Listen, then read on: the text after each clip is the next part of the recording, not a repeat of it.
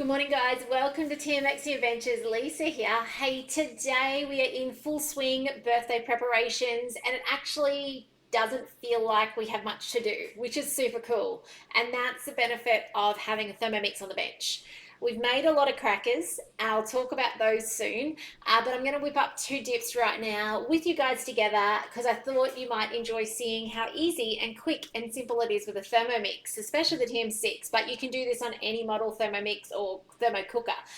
Say hi if you're watching on today. If you've got a favorite dip that you whip up, put it in the chat. Let's share ideas, inspire each other. I love it when we get that chance to do it. The other day I was sent through some beautiful lemon curd cupcakes, a picture of those, and I was like, wow, I have not made that recipe yet. And that's the beauty of this sharing, is we tend to find things that we wouldn't otherwise have done.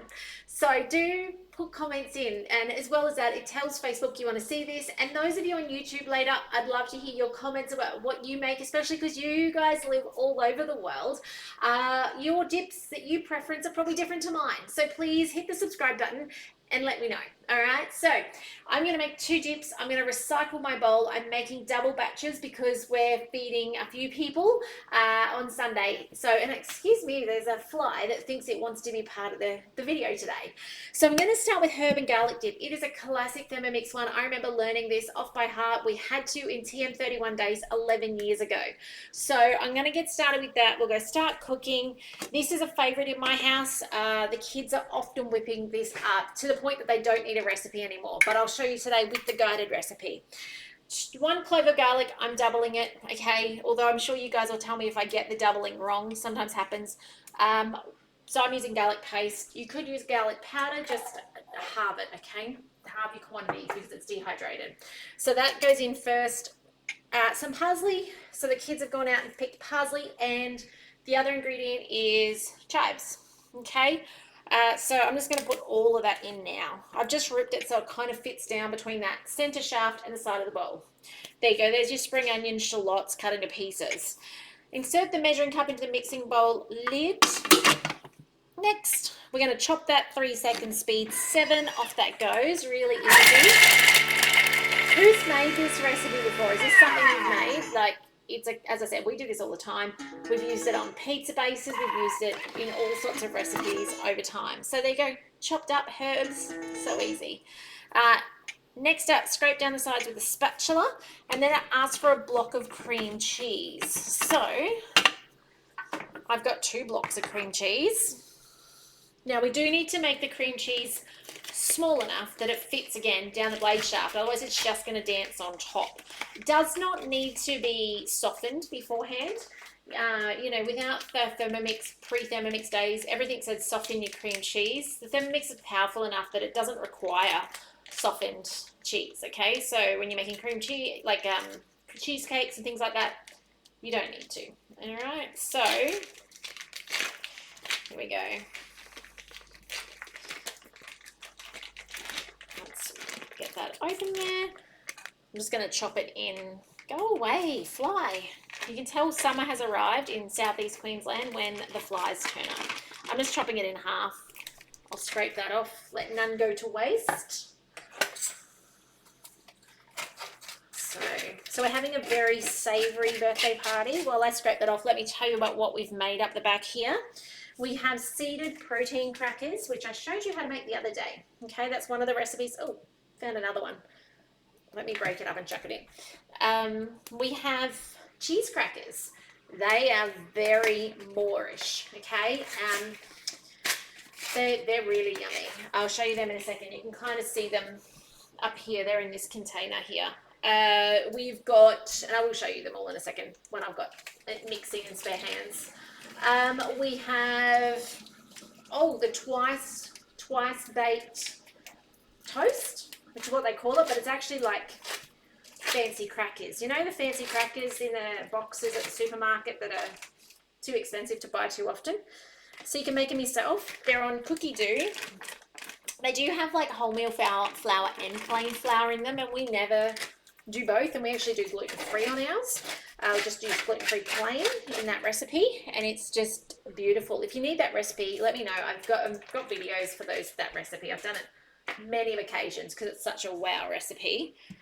Okay, it says yogurt. I just use some milk to thin it down, but you can, if you've got yogurt, use yogurt. The reason you're thinning it is if somebody tries to put a biscuit through cream cheese that's not been thinned down, especially this is going to go back in the fridge for 2 days,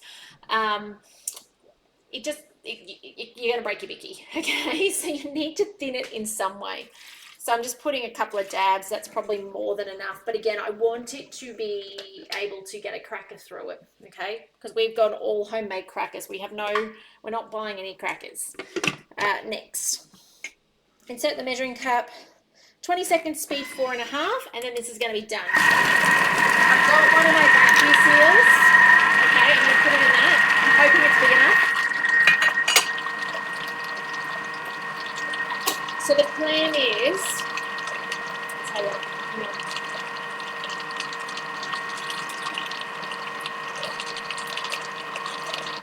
So the plan is to have these all pre-made in the fridge, and on the day I'm going to fill up, I've got 3 grazing boxes.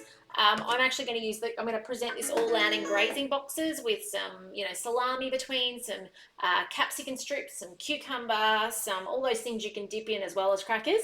So that'll make it nice and vibrant and bright. And then we're having pizza, the Havana pizza oven, cooked pizzas for dinner with our friends. So nice big group. I think there's about 30. So yeah, it's going to be lots of fun. And lots of food and lots of everything. So there you go, look at that. So that's the texture you're looking for. It's no longer like a block of cream cheese, which is what you want. You want it to be more like a buttercream icing on a cake.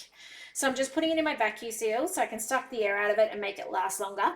I'm actually regretting not having more vacuum seals because in preparation for things like Christmas and parties, birthday parties and things like that, to be able to seal your crackers without the air means you can just prepare so much further in advance. I think I've talked to you before about making pavlova early and vacuum sealing it like I did that the other year with it. But things like these crackers, especially with having stormy nights, the humidity is so incredibly high through the daytime. So to be able to, suck that air out, make it last. You'll see back here, I have some in my bags. I simply don't have enough. I wish I had more. I'm just going to spin the excess off. So I'm just going to put the lid on for a second because I'm going to reuse this bowl. So back up to speed, 5 or so. That'll do. It's just spun the extras out to the side and we're going to move on to the next dip. So really easy, right? This is a classic. The other one that's really similar that I'm not doing this birthday party, but you could go on and make following straight on for this if you want another cream cheese dip, is you could actually make the sun-dried cream cheese capsicum dip. I think it's called creamy sun-dried tomato dip. That's what it's called. It's been a while since I made it. My kids still very much preference this dip, which is why I'm making a big double batch of it. I do have 4 dips to make today. I'm making the 2 for you guys. I will film making later on there's one that I'm making which is a French onion dip using the high heat on the TM6. Because that's got a decent high heat cook time, I'll do it and I'll put it on YouTube over the weekend. So keep an eye out for that one. If you're not on my YouTube, if you are watching live on Facebook, get over to YouTube so you don't miss out on that. The reason I don't do it on Facebook is it's just that cook time. You are going to be so dull and bored by me. I'm going to be dull and boring while it cooks for 12 or 15 minutes. So that's why YouTube's great for those things that have a decent amount of time in them where, I can stop it and restart it. Okay, let's keep going. Serve immediately or transfer into a container. So let's bring up my week.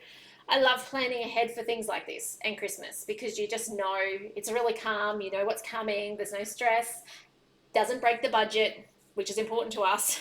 So yeah. All right. Beetroot, Parmesan and Cashew Dip. This is amazing. If you've never made it, it's beautiful. Okay. It does make a fair amount. Like it's going to make more, or perceives to be more than that herb and garlic dip.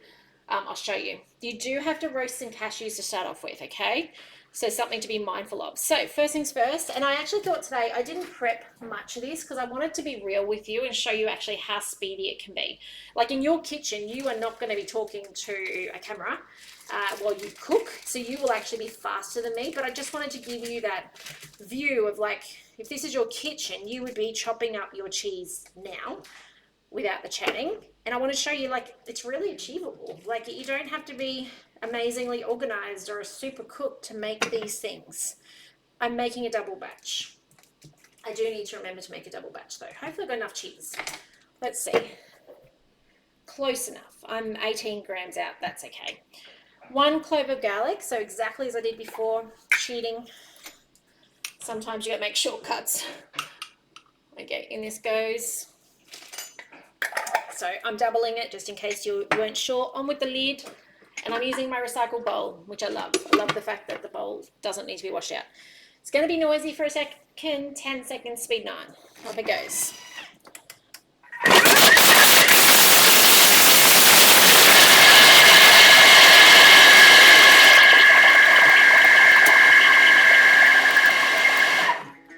Okay, my next question is probably, hello Kim, lovely to see you on. It's nice to see a familiar name pop up. Next question might be controversial. I'm curious to know what sort of can opener you have. Okay, I have been through so many can openers over the last years. What's your favorite? Okay, it's one of those things that it works until it doesn't work, or it doesn't work at all when it starts. What's your favorite? Tell me about your can opener. So next up I need a can. Well, actually it's usually, I'm not going to transfer that out, guys. I'm sure I've done it before without transferring, so I'm gonna just wing it and hope for the best. So yeah, what's your favorite can opener? I want to know. Okay, roasted cashews. We were a whisker short on the cashews, so we just put some almonds in. Oh, away flies. On the rose gold tray in the oven. It was about 12 minutes at 180. Just guessed and kind of went, they smell done. That's kind of how we went. So a little short on those as well. That's okay. On with the lid. Blitzing those down. 2 seconds, speed 7, let's go. Woo, nice and fast. All right, let it open up. Look at that. How good's that? So this is a crunchy style dip, okay? So if you're not sure what to expect in this, it is not a softer dip like the cream cheese. You're gonna have texture to it. A bit more like a pesto style dip. Okay, canned, I did that. Canned beetroot, reserve 1 tablespoon of liquid. So what I'm going to do, you've probably seen this trick, but if you've not, welcome to a trick. So I've got something that the liquid is going to be contained in. It could be a jar. I just didn't have any spare jars at the moment. Thermomix lid on top. Simmering basket. Okay. Open the lid. By the way, TM5 people, I know a lot of you guys are upgrading at the moment, okay? You've got 4 more days. It is the 1st of November. Can you believe it? It's summer today. You got 4 more days to take up the upgrade offer and you get to keep your TM5.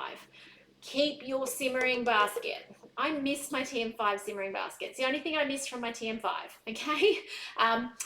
Keep it because yours doesn't have a flap, which makes it really good for draining things, okay? So if you're giving it away or selling it or something like that, keep your basket, especially if you had like second bowls and stuff.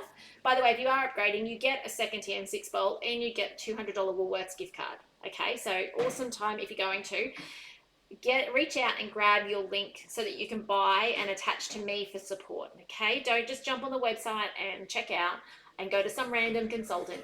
Come to me, I'll give you a link so you're linked to me. All right, so this is how you drain it. So I'm going to grab the beetroot, okay, and yes, I do miss my flapless TM5 simmering basket. It's the only thing. I wish I never got rid of it. I didn't realise. So this now gives me my juice underneath, and it funneled it in. Makes sense? So this was a big can because I'm making the double batch. Okay, just going to put that down. In this goes. It says to reserve a little bit of liquid because if it's too thick at the end, you add that liquid in. Okay? All that breeze is picking up. We had good storms last night. Wonder if we'll get some more tonight. All right. So 1 tablespoon of liquid. I'm going to make that judgment after I blend it. Okay. Then it's got the Parmesan and garlic still in there. So that's awesome. Let's blitz this around. We'll grab our lid back up. Okay. Does anyone actually do something with beetroot juice if it's left over, like that canned juice? Does anyone do something with it? I'd love to know. Generally, we haven't. So I'd like to know if there's a way to recycle it or reuse it or repurpose it. Okay, turn speed select to speed 5. Up it goes. We're going to blitz that together.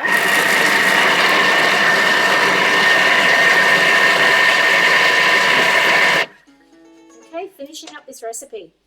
We've got lemon coming up. If you don't have lemon, swap it for some vinegar. Okay, 1 tablespoon of lemon juice. Oh, it didn't blitz. Remember, I've got a double batch in there. Let's give it a scrape down. Not too worried, but it's a lot of dip in there, isn't it? All right, give it a scrape so it has a chance with those beetroot bits. Scrape it down. I'm not worried that cream cheese is going into it. Remember, it's got Parmesan. I'm just going to hit the back arrow. Use this in, okay? This is going to push it down. And we'll go up to speed 5, and we'll give it a wiggle so that it actually...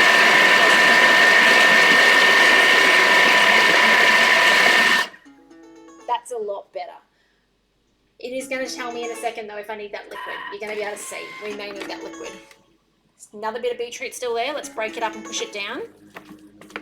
No, I actually don't think it needs the liquid. Can you guys see? I'm going to blitz it one more time. But I would be happy with that texture. Oh, there's a fly on my cracker. Okay, I wouldn't want it any runnier. So let's just do that one more time.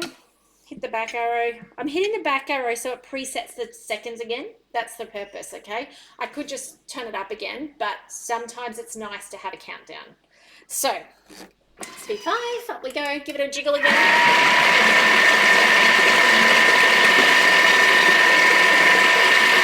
That's nice. So that's how we fix it. If in the, like today where I'm doing a double batch and there's a lot on top, just hit the back arrow. Don't stress about it. If you're not sure what to do though, that's when you send me a message. Lisa, help. Okay, I need help. What do I do? And I'll let you know. Or I'll look up the recipe and let you know. 1 tablespoon of lemon juice. Okay, your, what's this called? Spatula is a really good tool to help you juice your lemons. You just put it in the end and squeeze it, and it contains it, and then you can rotate it on the tip of the spatula. Okay, actually a TM5 spatula would be the other thing I would keep. Just between you and me, the simmering basket and the spatula. It wasn't very good at cleaning a bowl, but it was really good at juicing. This one's okay. This does the job, but I like the rigidness of the other one. So I know some of you guys didn't like the TM5 one at all. I remember. This one, different design. So next, the TM5 one was an acquired taste. All right, pinch of sea salt. So I need 2 pinches. I need some pepper. It says 1 pinch of pepper. And we're actually done. It's going to mix through, and this is done. Now you can see how much that made. This is a double batch. It is making 1 litre of dip. That's crazy, right? For the price of a tin of beetroot, maybe a lemon if you had to go buy that. However, use vinegar if that's what you've got. I don't know if you guys can see that. Because I got the double batch, I reckon beforehand I'm going to have to do that again. So I'm happy to I'll just show you. I just want that. Oh, actually, there's another bit of beetroot there. I want that, what's that called? Lemon and pepper and salt to go in. And I also don't want any hunks of beetroot. To avoid that, if you are doing a massive batch like me, you can always use the cubed beetroot. Like I use the big slices because we will keep them normally in the drawer and then in the fridge to use on salads. That's our go-to. If you were using that cubed stuff, it wouldn't need this extra blitzing to blitz it down because you're not going to have those bits that sit on top of the blades. Okay, finishing off.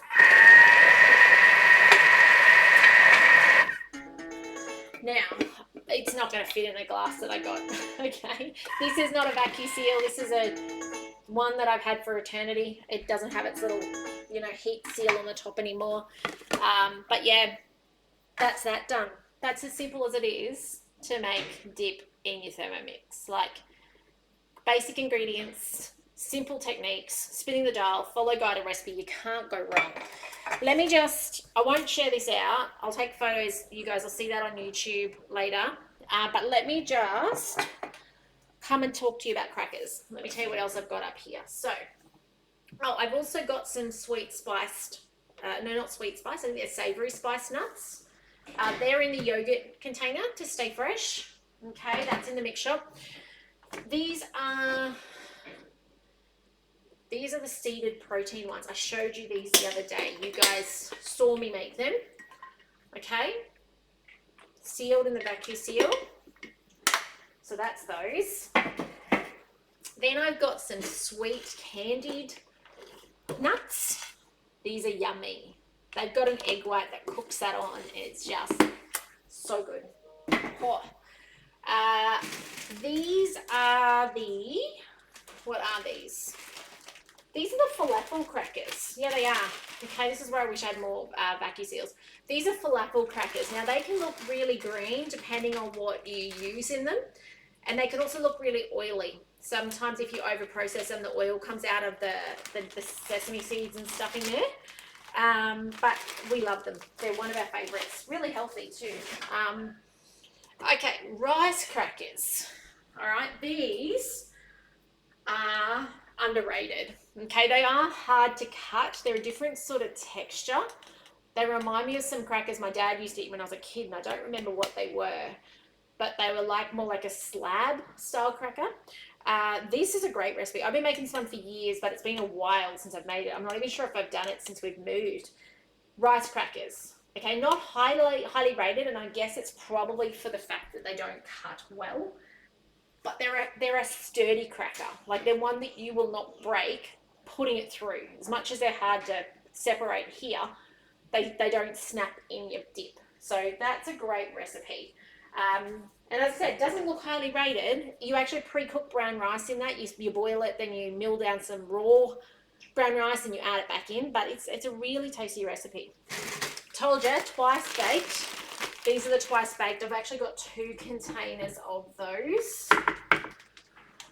Okay, the massive vacuum seal, and then this. And I cut them this time, I don't know if you guys can see, but into little ones. And I actually use the silicone loaf container. Excuse me for a second. See, I'm not tall enough. Okay, I was going to try and get it down, but it's right at the top. In the mix shop is a silicone loaf tin.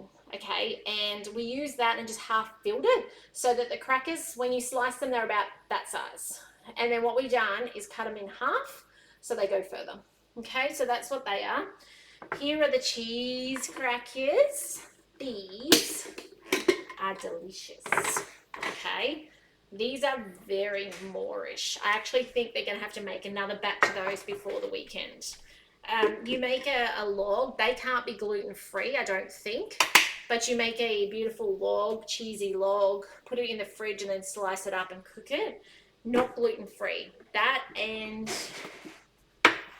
these ones, the last ones I'm going to show you, are not gluten-free. These are the thyme and garlic crackers.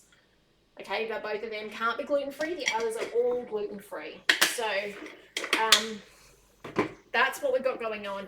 The other thing we've got, and I don't know where it's been put, is we've got a big artisan loaf that's getting turned. Just having a look. It can't be too far away. Oh, here, right in front of me. This is an artisan gluten-free loaf that we made yesterday. So that'll be made into a cob loaf. And we'll cook off that again. It'll get a second cook onto it.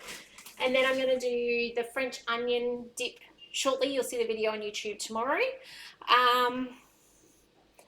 That might be it. The only thing left to make then, so I've got to make the cob loaf inner, the French onion dip, and then I just have to make a cake tomorrow. So that's what we're organising to fill up grazing boxes to celebrate Mr. 11 turning 12 tomorrow.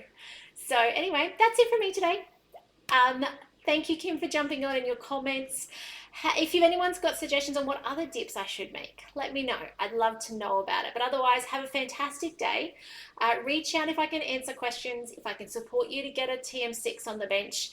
If you've got friends and family interested in a Thermomix and you want an online demo, love to do that as well. But otherwise, take care, and I'll see you in the next video soon. Bye for now.